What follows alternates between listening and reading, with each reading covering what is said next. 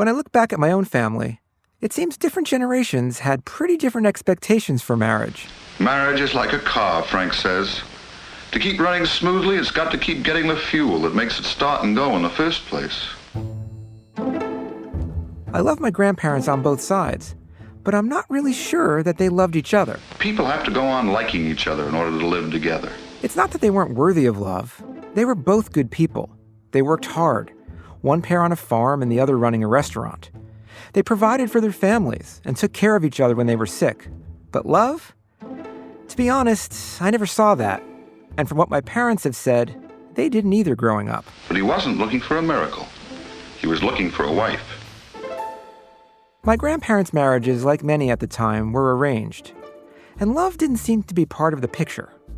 My parents? Well, they were the products of the 50s. It wasn't exactly Leave It to Beaver, but it was close. Hey, Wally, when you get married, are you going to have your wife do the dishes? Well, sure. That's what a girl's supposed to do. All the housework and the dishes and all that kind of stuff. Today, though, it seems we're all looking for a lot more in a spouse. Someone who doesn't just help us meet life's challenges and raise a family, but a person who can help us grow, become our best selves, and maybe even touch our souls, which is a lot of pressure to put on one person. We've tied so many of our emotional, psychological, sexual needs to this one relationship. On this episode, we'll talk to psychologist Eli Finkel, author of The All or Nothing Marriage, about the history, workings, and complications of wedded bliss. Instead of it being a story about decline, that we're ruining marriage, it was a story about divergence. That is, that we're putting within reach a level of fulfillment that we didn't have before, while at the same time making marriage fragile. And to clinical sexologist and theology scholar Rachel Alba, about the ways religions the world over endorse a surprising way to deepen our sense of love and connection with a partner, and maybe even with the divine. The idea that sex could actually be something that brought us closer to God and was a massive gift from God to humans was something that was taught regularly at Mass. We could all use a little, or maybe a lot of guidance when it comes to love and sex. Getting married is one thing, but keeping the fires burning can be entirely different. Let's figure out how we want to perceive this act as a part of a spiritual practice. So we're tackling this in a special 2-part episode, this time on How God Works. I'm Dave DeSteno.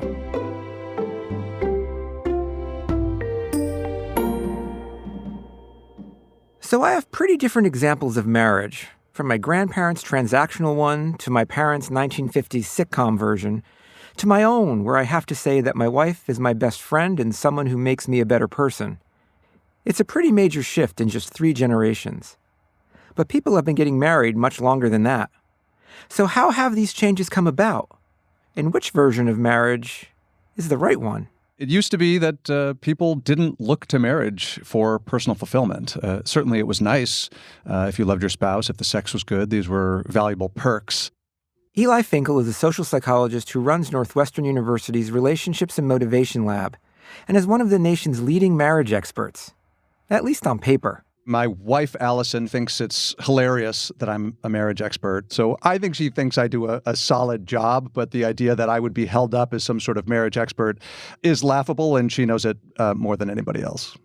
By all accounts, Eli is a good spouse and scientist, and he's studied how marriage standards have changed wildly over time. It wasn't like you would stand in front of your betrothed on your wedding day and say, I want to marry you because you're my best friend, or you bring out the best in me.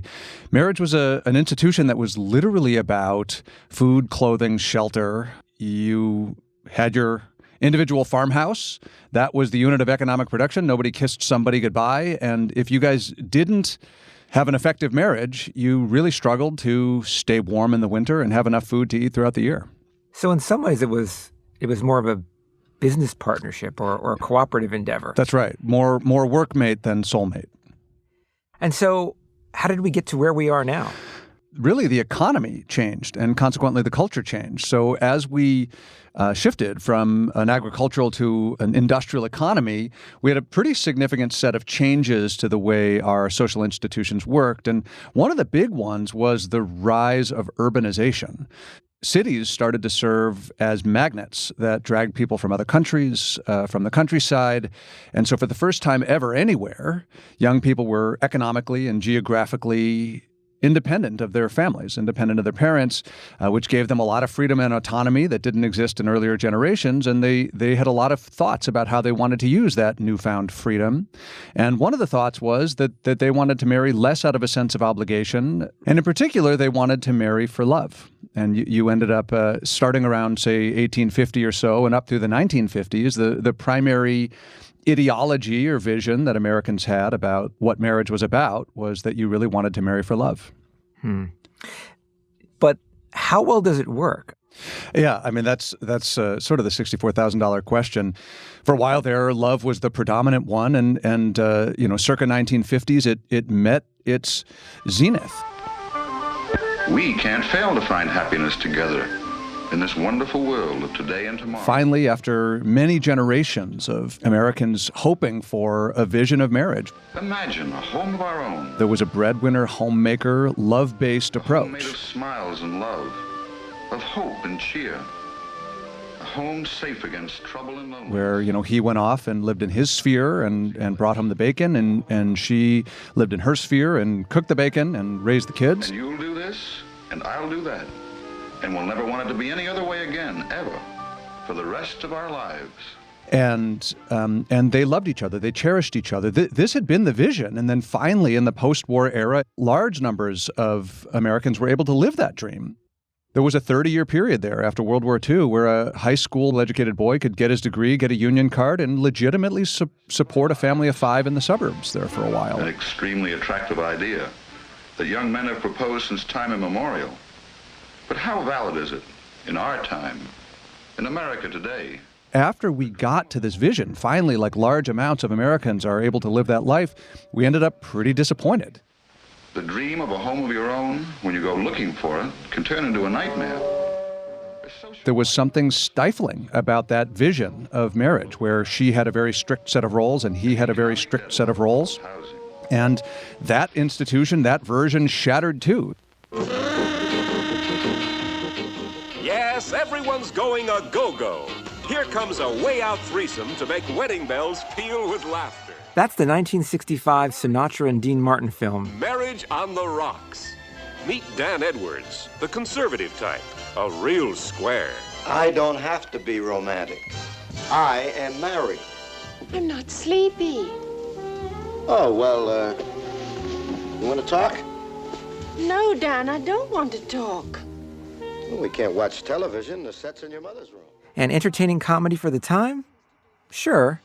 But also an indictment of the institution of marriage, which was remaking itself yet again. Marriage on the Rocks is all in fun, and fun for all. Divorce rates basically doubled between 1965 and 1980 because the idea that love was going to be sufficient was no longer the case. And these days, relative to, say, 1950, you wouldn't be shocked if you were having drinks with a friend and she said, Dave is a really good guy, and I love him, and he loves me, and he's a solid parent, but I feel stagnant. I feel like I'm not growing, and there's not really all that much passion here, and I'm not going to live that way for the next 30 years of my life. And so currently, starting from around 1965 to now, we ended up in an era that I call the self-expressive era, which, if we think in terms of Maslow's hierarchy, really looks toward the top. Okay, brief psychology interlude here. Abraham Maslow was one of the most famous psychologists of the 20th century, and what he's most known for is his theory of the hierarchy of needs. You can think of it as the building blocks of a pyramid. You have to satisfy more basic needs, the lower level of the pyramid, before your attention can turn to the next highest one, all the while building toward the peak. The bottom layer represents physiological needs.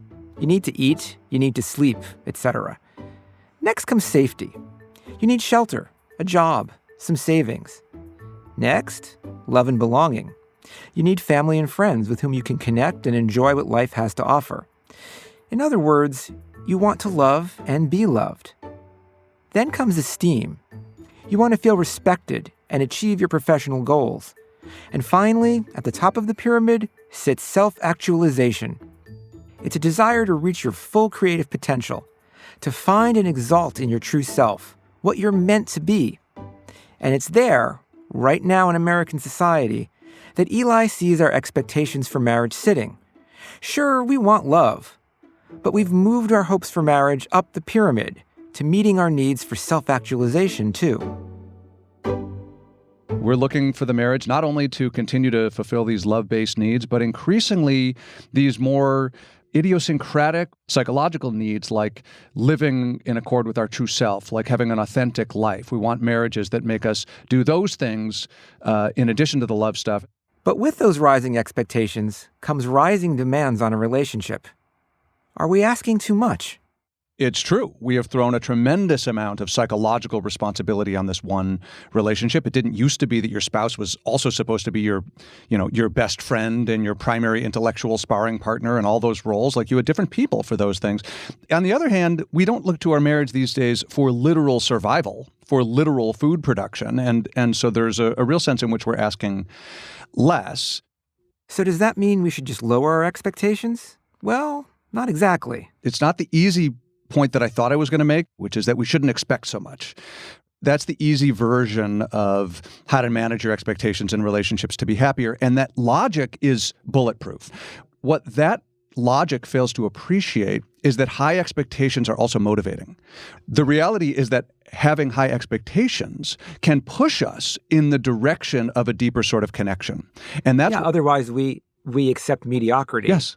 It's really not about more or less in terms of what we're asking, but a shift from the bottom to the top of Maslow's hierarchy. Less expectation in terms of basic survival sorts of things, a lot more expectations in terms of the big psychological sorts of things.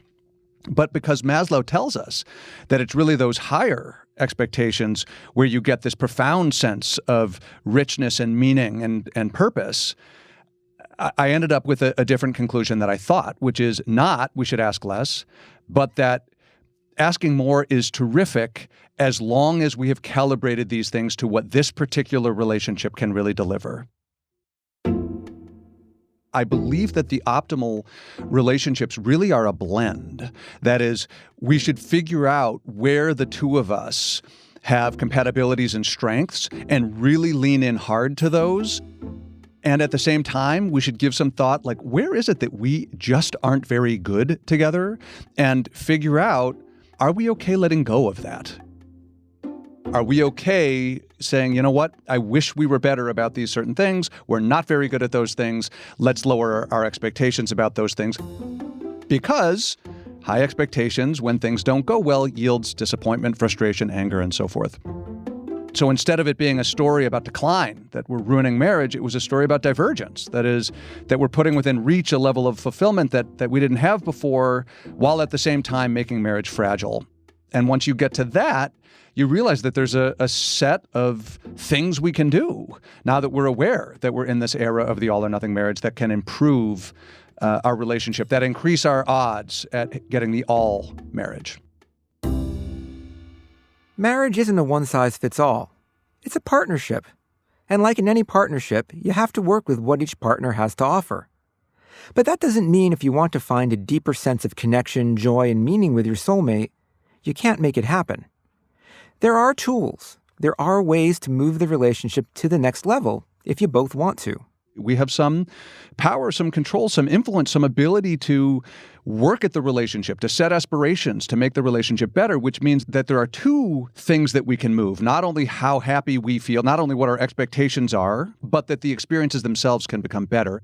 The interesting thing is that higher expectations push us to get better experiences and also raise our expectations for those experiences, which is why they have this delicate balance, why high expectations are both outstanding in terms of pushing us towards greatness and also risky in terms of making us at risk for disappointment.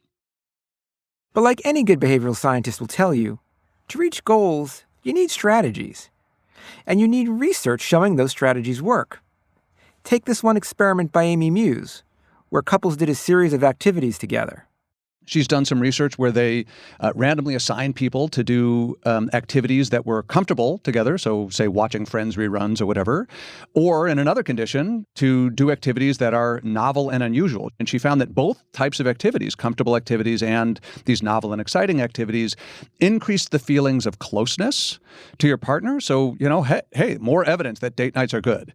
But it was only the sort of novel, exciting sorts of activities. I don't mean sexual, but any sort of novel or interesting out-of-the-box sort of activities.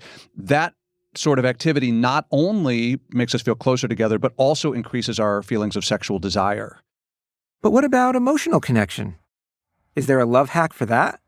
We tend to think that, we can get an off-the-shelf way of how to support your partner, or these are the exact techniques that you want to do. These are the things that you're supposed to say. But the reality is that these things are much more subtle, right? Like I can tell you, like I have some sort of attachment avoidance leanings, much less today than I did in my 20s and my teens. But I can tell you, like if I stub my toe or if I said something and feel kind of ashamed that I've done something goofy or that hurt someone's feelings, I want to like crawl into my shell. And having somebody say, oh baby, or oh, I'm so sorry, can we talk about it? I'm like, not yet, right? And those are perfect things to say, right? Like if I were to advise somebody on average, what should you say when somebody's feeling ashamed or embarrassed? It's like, oh, I really love you, and and you could go through this thing, and yet there are certain people for whom that's exactly the wrong call. And so my book and I think relationship science in general takes seriously these sorts of subtleties and nuances, and we're getting better as a discipline to figure out when certain sorts of feedback, certain sorts of social support are especially effective, for whom, under what circumstances. That sounds like there might be a benefit to some pretty specific emotional tailoring. There's some pretty interesting research that looks at, for example, you list, okay, like when you're feeling sad and there's somebody you'd like to turn to feel a little better, to whom do you turn? And when you're feeling angry and you want somebody to sort of help you calm down, like to whom do you turn? When you're feeling happy and you want to celebrate, to whom do you turn, right? And you can do this for a whole bunch of different emotions. And you can map people's social networks. That is, do people have one specialist, which is really the way I've been talking about marriage these days. It's like, well, I don't know, I go to my wife for that, I go to my wife for that, I go to my wife for that, versus do you have an array of people? Like, oh, when I want to celebrate, like I head to the bar with John, like that's the person I celebrate with. When I'm feeling like I need emotional support, then I turn to Rachel or whatever, right? But it looks like people who have more diversified social portfolios, that is, more people that they turn to for different sorts of emotional experiences, that those people on average tend to have a deeper sense of happiness in their lives. That putting all your emotional eggs in one basket seems to be a high-risk strategy. But one of those so-called emotional eggs, sexual intimacy, is usually tied to one person, your spouse. But that might not work for everyone. Are we sure that sexual exclusivity and romantic exclusivity and perpetuity is really like the defining feature of a marriage? It's like the thing that nobody thinks to negotiate or not negotiate. The assumption is that all of us will have that. Not, hey, this is a big ask. What are we going to do to make sure that for the next 60 years we can do it? Like, are we willing to have a lot of sex we would rather not have, so that our partner doesn't feel deprived? And how are we going to deal with guilt about making our partner feel deprived or wanting to have sex when we know our partner isn't in the mood? Okay, like we can do all that. I'm not saying that that's a problem. I think a lot of people probably really are best served by monogamy in marriage. I just think it's a huge ask, and people don't think of it that way, and so they don't have the conversations about how they're going to make it work, and instead they just say, well, that's of course going to happen, and there's nothing to be done or said about it. It's just going to happen by its own volition, and then we're going to get to the stuff we're really going to ask for. And for me, if you want to have lifelong romantic and sexual monogamy in your marriage, well, God bless. I'm totally on board with that plan, but take it seriously. What does it mean for the two of you? Like, what sorts of sacrifices are you going to make? How important is it that the two of you stay physically fit? And like, there's a whole bunch of implications, I think, for that.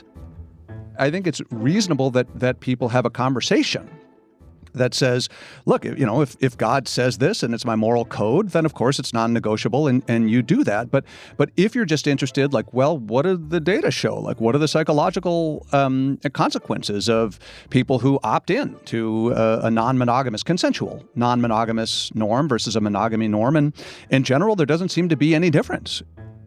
So from a psychological or scientific perspective, I think we can advise people this is a conversation worth having so that each couple can figure out, is this the sort of thing you want to pursue or not? I think you're raising an interesting point, which is evolutionarily, there are lots of arguments for different mating strategies or relationships that we might have.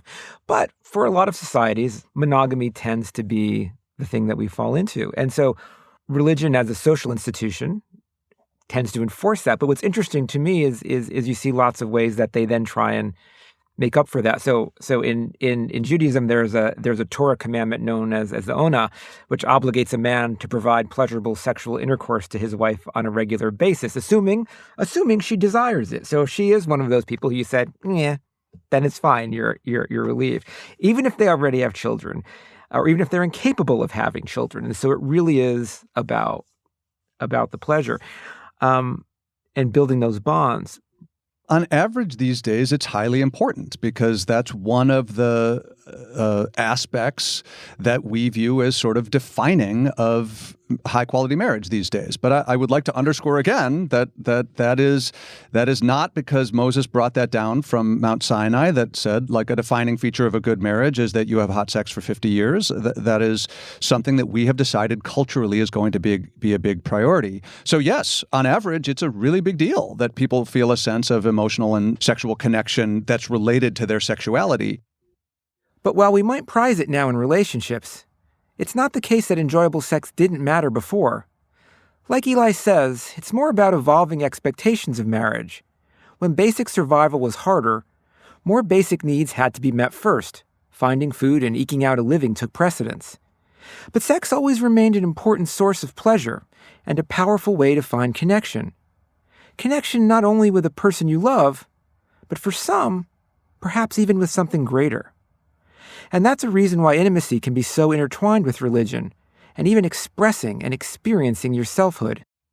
When Abraham Maslow talks about self-actualization, he certainly sounds like he's talking about a soul. It's not his preferred language. He's too secular for that. But he talks as if there's this embedded fundamental essence of Dave Desteno-ness that's in you, and then the goal is to try to unearth that. And I think Maslow has been one of the most influential thinkers about the nature of selfhood.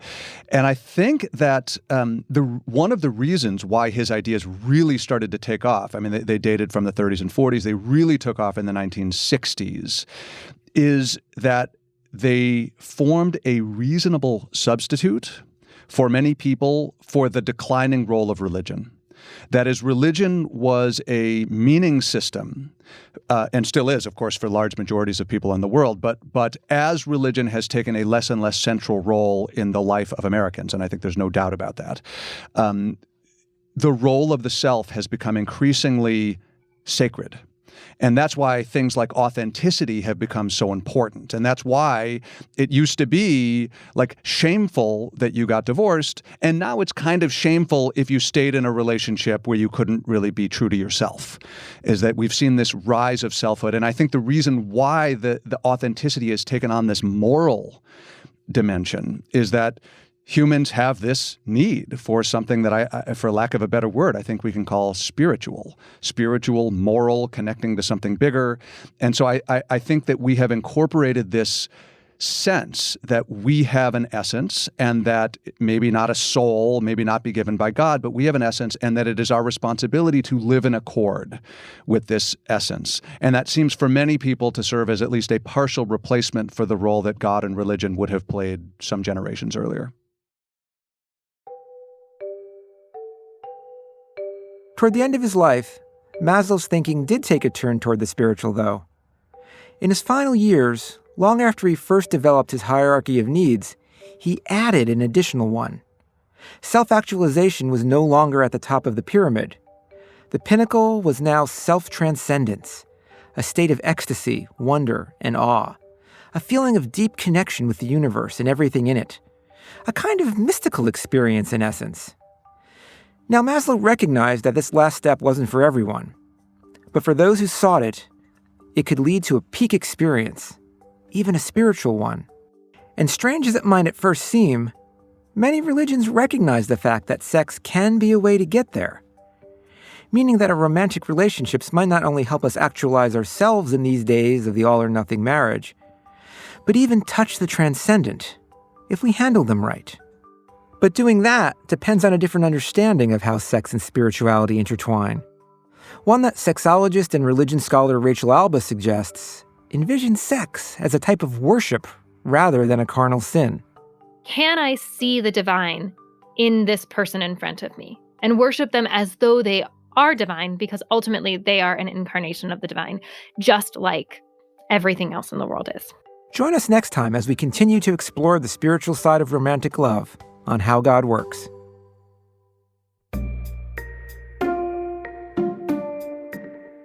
How God Works is hosted and written by me, Dave DeSteno.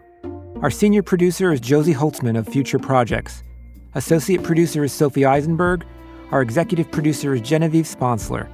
Music and post-production mix and master by Merritt Jacob. The executive producer of PRX Productions is Jocelyn Gonzalez. This podcast was also made possible with support from the John Templeton Foundation.